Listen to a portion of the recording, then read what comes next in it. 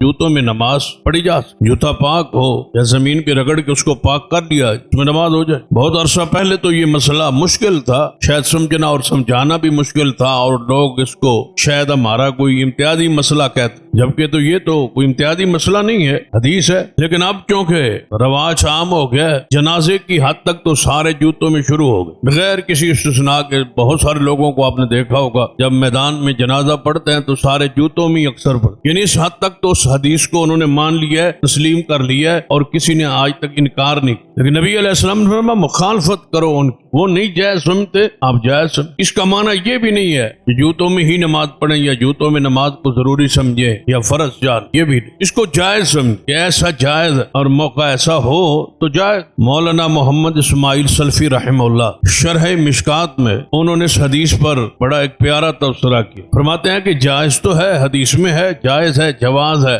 لیکن مسجد اور جگہ بھی اس کی متقاضی ہو تو پھر ٹھیک ہے، حدیث ہے، عمل کریں۔ آگے شیخ رحمہ اللہ نے بڑی پیاری بات ایک لکھی ہے، فرمایا جو دور حاضر کی ہماری مساجد ہے ان کی جو صفائی ستھرائی اور کا انتظام اور انصرام ہے، جو قالینیں اور جو صفیں مساجد میں بچھائی جاتی، اور جو باہر کی ہماری مٹی اور گلیاں اور ان کی جو غلاظت اور گندگی ہے اس کا بھی کچھ تقاضا، اس کا بھی خیال رکھا جائے۔ اور آخر پہ فرماتا ہے کہ جو ان قالینوں پر اور اس صاف ستھری صفوں پر جان بوجھ کے جو بندہ جوتے پہن پر، بعض لوگ کی عادت، ہمارے ہاں بھی ایک آدھ بندہ ایسا سرگودا میں ہے جو اصرار کرتا ہے اور واجب سمجھتا ہے اور ضروری سمجھتا ہے کہ میں نے جوتوں میں ہی نماز۔ شیخ صاحب نے بڑا پیارا جملہ لکھا ہے، فرمایا جو اس حالات میں اور ان صفائی ستھرائی اور اس قالینوں پر اور اس بار والے گلیوں کی صفائی اور جو حالت کیفیت ہے اس کے باوجود جو اصرار کرے اس کی مرمت بھی انہی جوتوں سے کی جائے۔ یہ شیخ نے بڑی ایک پیاری بات